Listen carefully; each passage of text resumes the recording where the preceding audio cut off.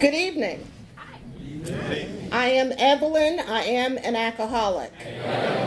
And yes, I am also nervous because this is the largest crowd I have ever had to speak before. My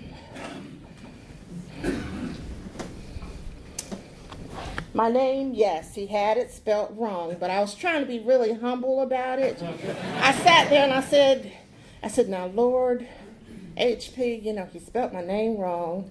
I said, I don't know whether I should say anything or not. I said, because it's not about me tonight.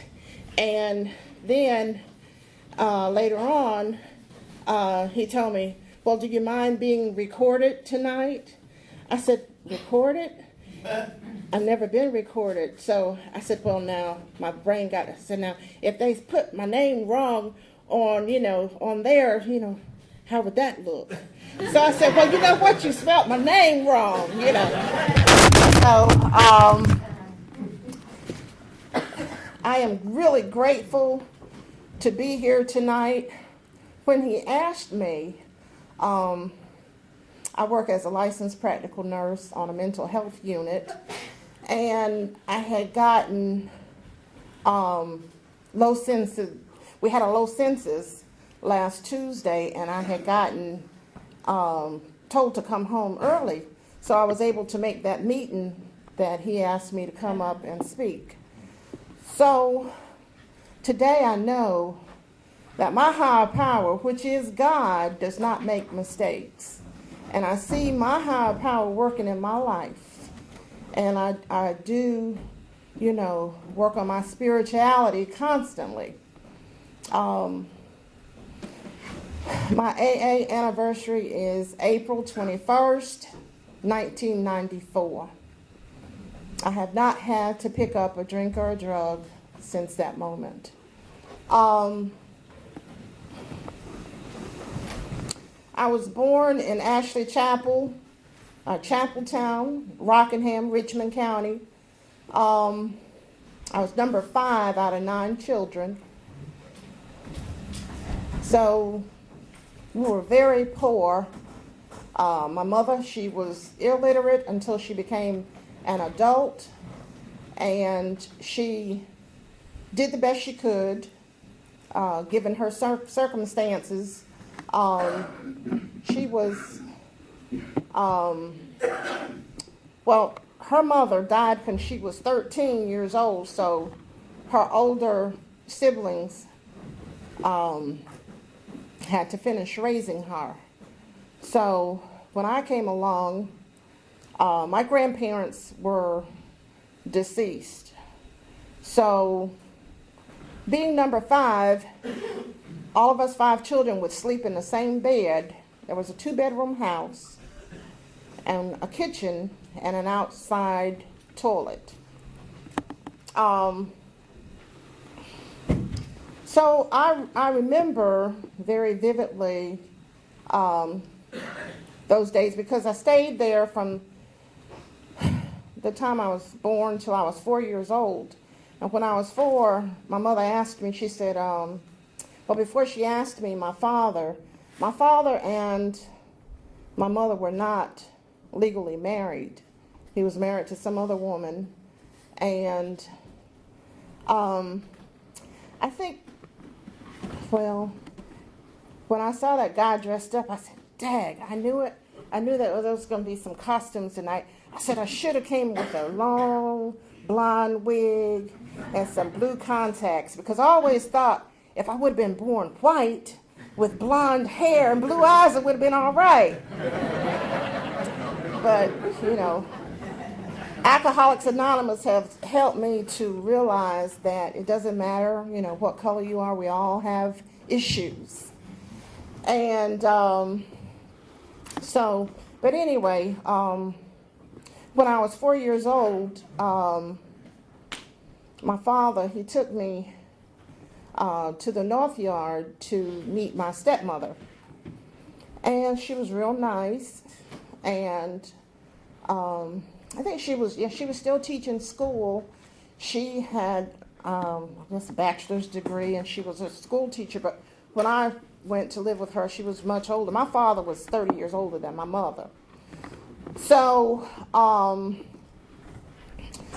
realized at that young age that the conditions were a little bit better where my stepmother was. So when I got back home, my mother and my father asked me, would you like to go live with your stepmother? And I said, sure. And, who would give a 4-year-old child, that much power? I'm sure the decision was already made. So I went to live with my stepmother, and there I was an only child, and many people say that she spoiled me. She gave me, all the material things that a child could want. I had my first birthday party each year that I lived with her. I had a birthday party, and I stayed with her until I turned 11. But the only thing that was wrong with this environment was there was 3 bedrooms, a nice sized living room, a dining room, running water, and everything was much better. The only thing about this environment was in the back of the house, she had a speakeasy. There was a jukebox, and she sold liquor illegally. And there were many nights where she would say, Evelyn, get up. The police are coming. You got to go down to Miss So-and-so's house, because we might get busted tonight, And then on Sundays, as I got older, the people that I would see come in there on Sundays were the same people that I would see at church. So, what's wrong with this? It was kind of like a double message, And I would say, there was one man that was real tall, and he kind of scared me because when he drank, he really acted crazy. And they say he was shell-shocked from, I guess, Vietnam or somewhere. And, and the alcohol didn't make him any better. So I was scared, and I saw the effect of alcohol at a young age, by how some of the people would act there. And I said, I never want to drink alcohol, never. But I remember just taking a little sip of beer, and I thought it was the most nasty stuff, as a child. I said, yuck, that's nasty, And so then I continued to live there. She taught me how to read. She taught me how to write. She taught me how to sew. She taught me how to cook. And she never drank alcohol. I never saw her put alcohol up to her mouth. I never saw my biological father drink alcohol. So when I was 11 years old, remember I told you my father was 30 years older than my mother, so I had a sister that was old enough to be, a half-sister that was old enough to be my mother. So my half-sister, Dolores, she had 3 children. 2 of her 3 children, we were all about the same age. So then her 3rd child was about 8 years difference from us. So when that last baby was born, my niece and my nephew, we kind of resented that 3rd child. Like, why did she have her? We don't want to babysit her. And I tell you, even today, that resentment is still there. It's like I just lost my nephew. He was in a fatal accident in Charlotte in June. And a woman was texting, and she had drugs in her car and had a head-on collision and killed my nephew.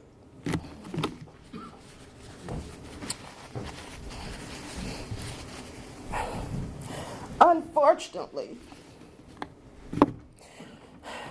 My nephew and his baby sister never got a chance to make amends.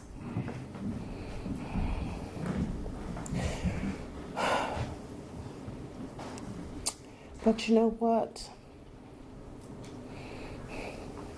I can say that, I'm willing to make amends to her, and I have tried to be nice to her, but at his funeral, I still could not bring myself, because of how she's treated me and distanced herself from me when I did try to go and show her love and affection. How she put up a wall. So when we try to make amends to people and they put up walls, that's their side. I can only do my side.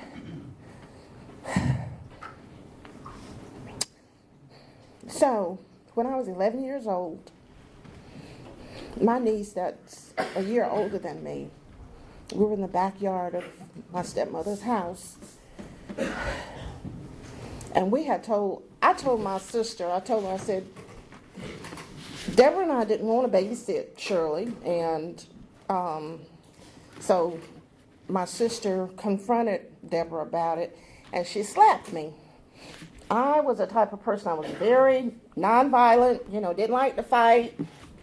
And to this day, I jokingly say this, rather than get my hands dirty, I'd rather shoot you. But I don't even carry a gun anymore.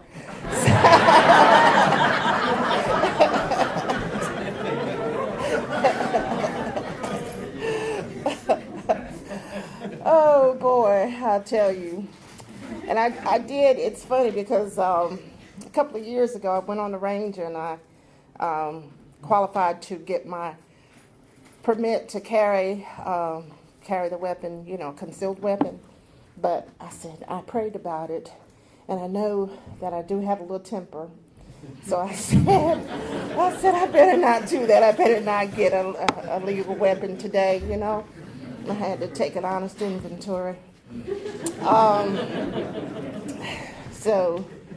And my husband was there on the range when I qualified.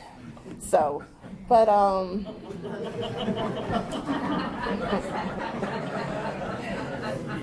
anyway, I ended up leaving then, and my mother, by this point, she had seen that North Carolina was not treating her too well, and she moved to Pennsylvania, to Reading, Pennsylvania.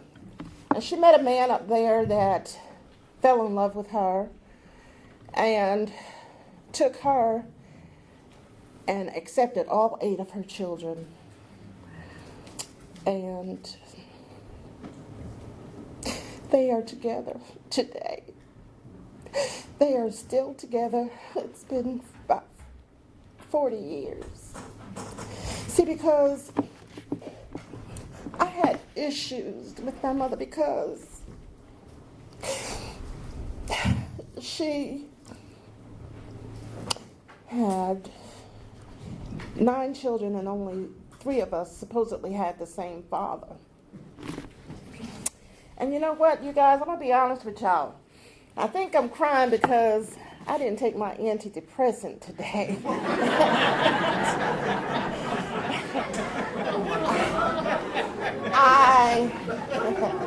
I worked 12 hours last night. I did not get too much sleep. And after a second marriage, I'm speeding up my story a little bit. My first husband was a recovering alcoholic. That man introduced me to Alcoholics Anonymous 30 years ago. He died using.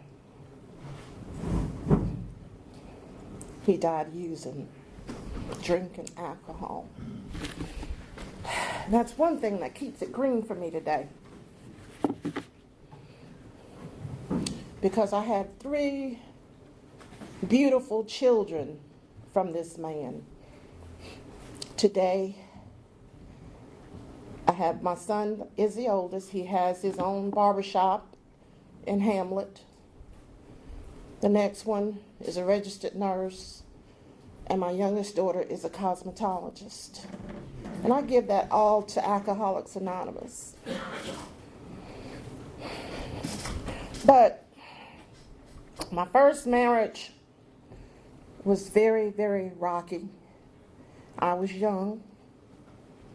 I was 18. He was 33.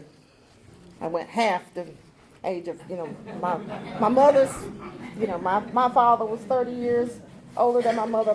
My husband, my first husband, was 15 years older than me.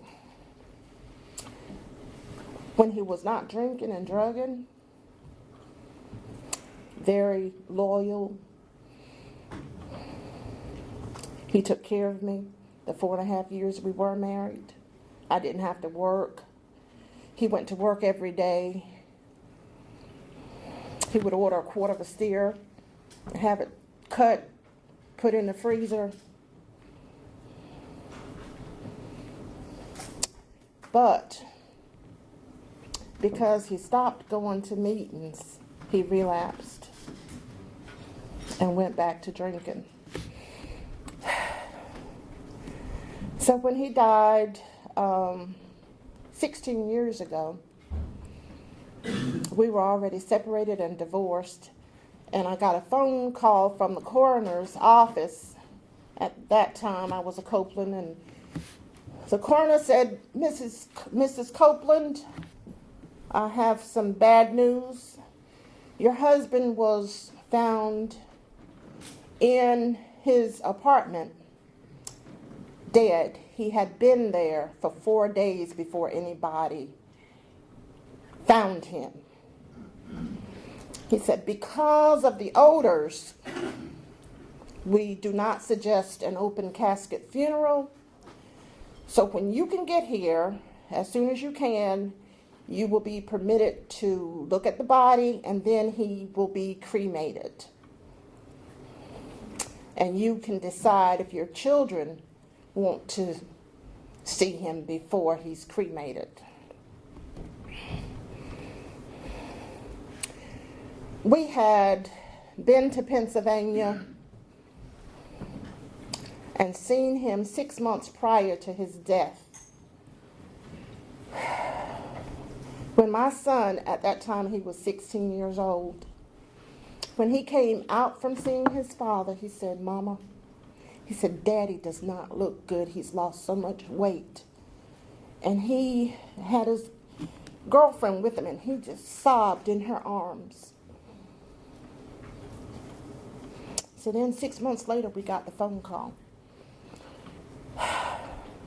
So I asked them, I said, do you want to see your father before they cremate him? They said, no, Mama, we'll just rather remember him the last time we saw him 6 months ago. So for closure's sake, I looked at the body and had closure. So that's one thing that keeps it green for me today. So when somebody says to me, why do you go to Alcoholics Anonymous? I tell them, you don't have to ask me why. I just know that I have to go to Alcoholics Anonymous. So my second husband was a man that I used to party with. I met him at a bootleg house, and I thought the man was good looking.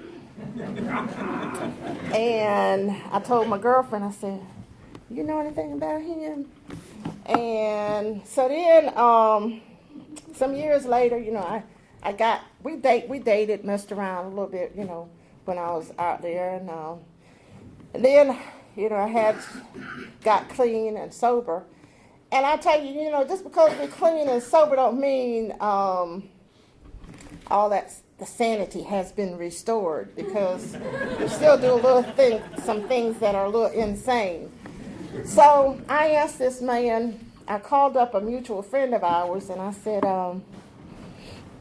go, and I said, you know where Larry is? And he said, yeah, I know where he is. So I said, bring him over to my house. I had a brand new car, brand new single wide mobile home. I said, Dad, I said, the only thing I'm missing is a husband.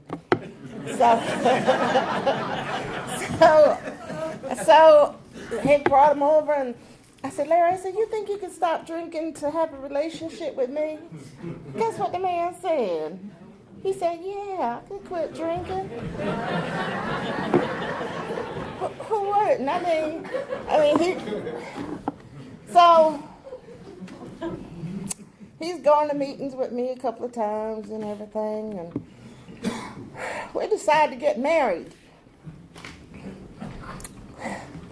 And the first time I married him,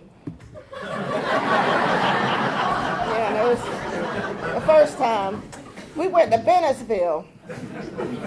And y'all, it was raining bullfrogs that day. So be aware, if it's raining and you're going to get married, please run the other way from that person.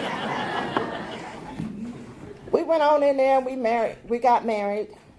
And about a month later, we get a letter in the mail. And the letter says for him to go to the sheriff department, that he's been charged with being a bigamist, that he's already married. So I'm with him. I'm standing there in the sheriff's office. I get to my car and I'm just laughing. I said, Dag, I waited 13 years to marry somebody else's husband.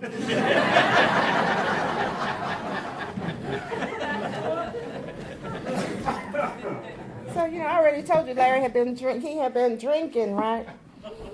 And so he had got served divorce papers, but they were never finalized. He thought they had been finalized, but they were not. So we continued to talk, and he said, well, she's going to start up the divorce papers again, and will you marry me again to make it legal? And guess what I said? I said, sure. So this time I said, well, instead of going to the Justice of Peace in Bennettsville, let's have a church wedding. I've never had a church wedding. So my father's deceased. He died when I was about 5 years old. But there's a man in this room tonight that took me by the hand when I came back to North Carolina. And he's been like a father to me, Red. So I asked Red to be, to give me away. And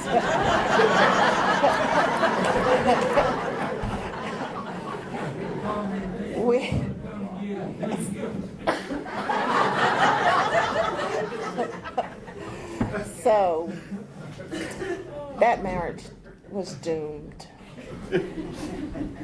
He would go out, he would get drunk, and he would stay away from home, and I was working very hard, and he was on disability, and I said, Lord, I can't put up with this. So when he would stay out, I would sit on the side of my bed, and I would just cry and cry and cry, because I wanted somebody to love me unconditionally. And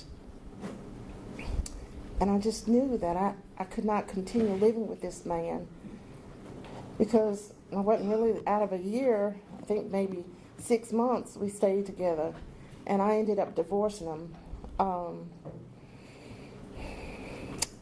And that's when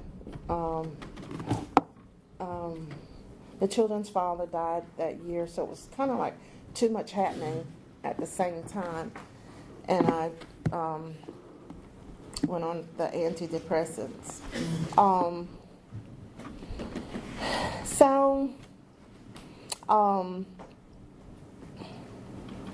My third husband, or should we say Larry was my third, because since I married him twice.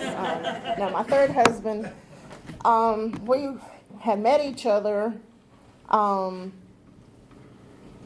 where I work, and we were friends first for years. No intimacy, no sex.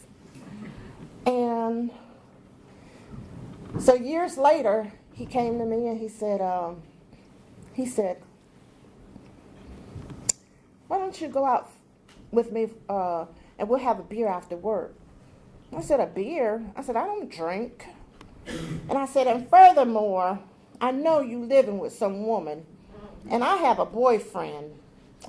So why don't the four of us go out, get together, and go out to dinner? I said, maybe we could do that. I said, you ask your friend, and I'll ask my friend. So he kind of turned his nose up. He said, okay, and walked away. So about 3 months later, he came to me. He said, I know you ain't talking to nobody. I said, are you still living with that lady?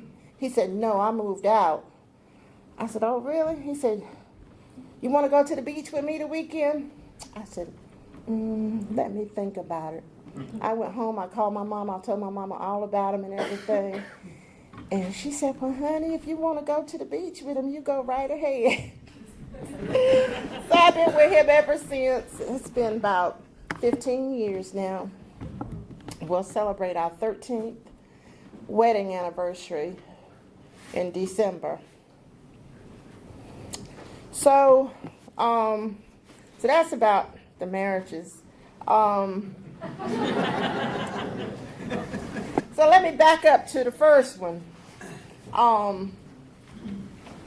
When I was 18, I said I got married. When I was 20, I got pregnant with my first child. And I was in the Army Reserves. I had went to Fort Sam Houston and San Antonio, Texas for my advanced training. I went to Fort McClellan, Alabama for my basic training. And I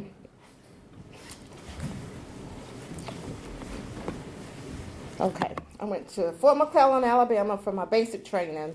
I went to Fort Sam Houston for my advanced training.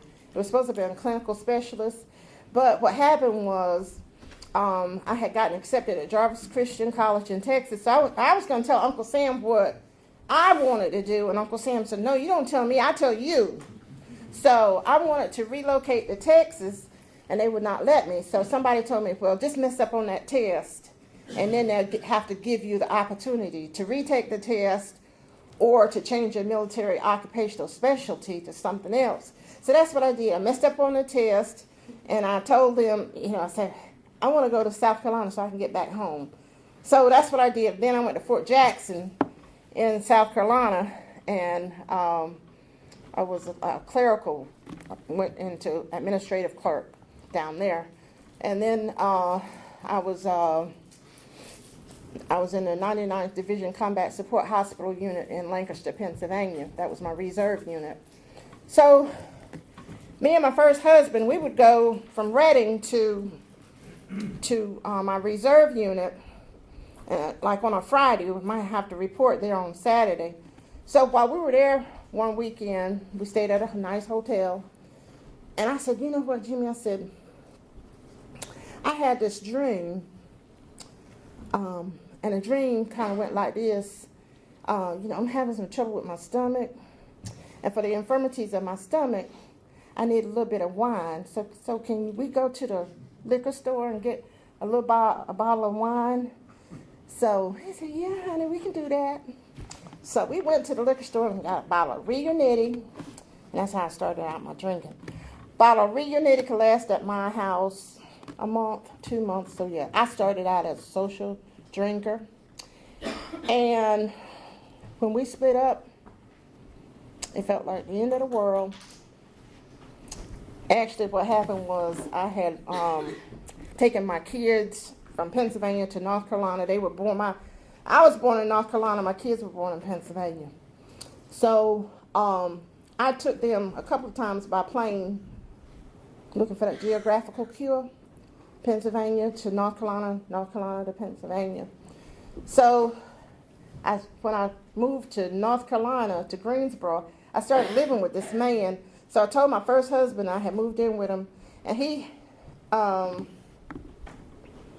didn't like that idea too much.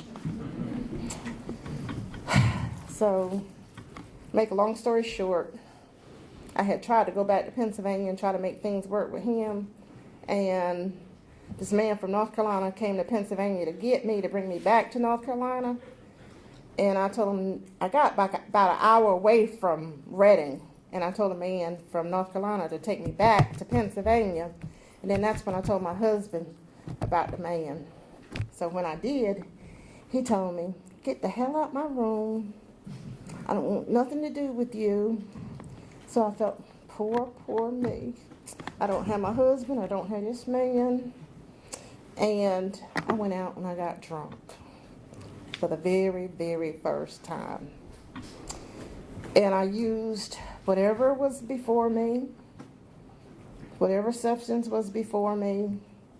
And when I came to the next day, in Reading, I don't know how many of you are familiar with Reading, Pennsylvania, but we have the pagoda, which is at the very top of the city. That's where I came to at. And I continued to live like that for a long time. I didn't care. It was the next thing to suicide. And my mother, she would look at me and she would say, Evelyn, what are you doing? Why are you acting like this? You went to private Christian school, 11th, half of 12th grade, and always been in the church. And I would have people come to me out in the bars saying, what are you doing here? I said, well, I'm doing the same thing you're doing here. It's a free world. So,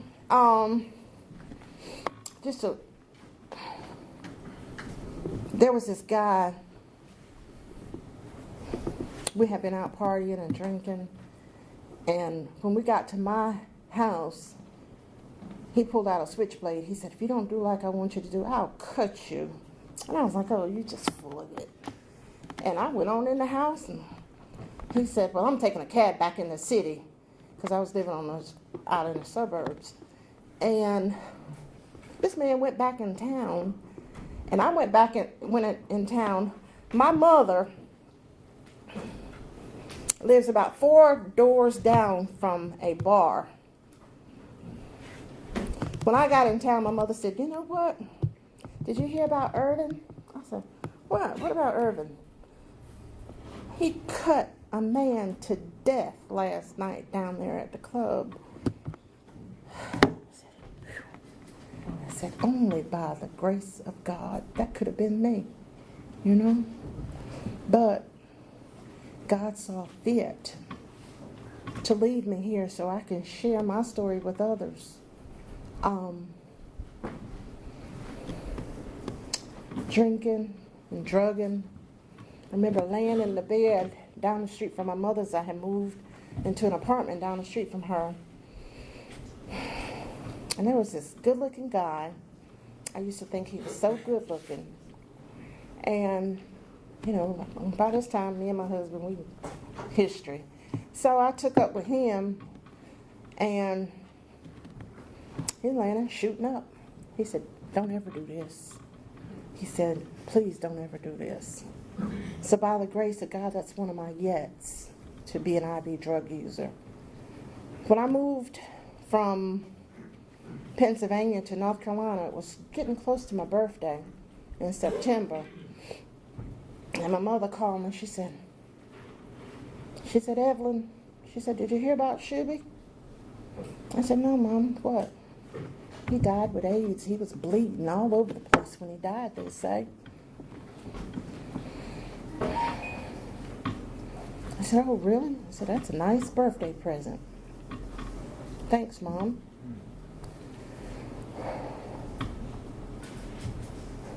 But to this day, by the grace of God, every time I go and get tested for HIV, it's negative. The grace of God.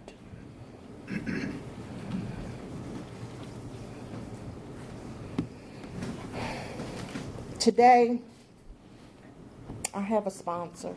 My sponsor has a sponsor. I have a home group. Usually when I get up in the mornings, I get on my knees and I ask my higher power, which is God, to help me to not pick up that first drink or drug. I worked the steps to the best of my ability. When I first came around, it was suggested 90 meetings in 90 days. It was suggested to use the slogans. I would write the slogans out, put them on index cards. These index cards with the slogans would be all over my bedroom, on the mirrors, everywhere. The Serenity Prayer. Say it constantly. Today, when I'm going through something, I know that I have to throw myself into AA harder. I don't like change. So right now I'm going through a little time with my husband. I thought he was going to ask me to meet him in Atlanta, Georgia tonight, but to show how my higher power works things out, he did not.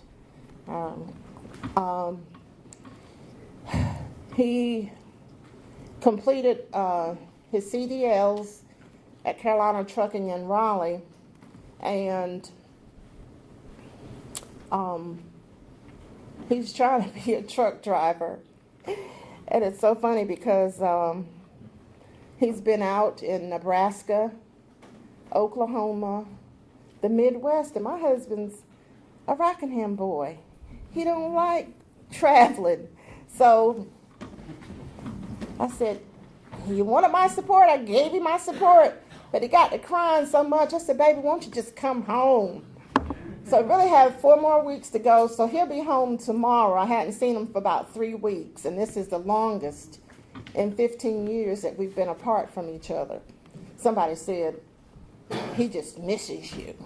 So we'll see. I'm so grateful for Alcoholics Anonymous. AA has truly provided the steps. I had walked away from God, but God had not walked away from me. The steps have provided a way for me to reconnect with the God of my understanding. I love each one of you, and thank you for letting me share my story with you.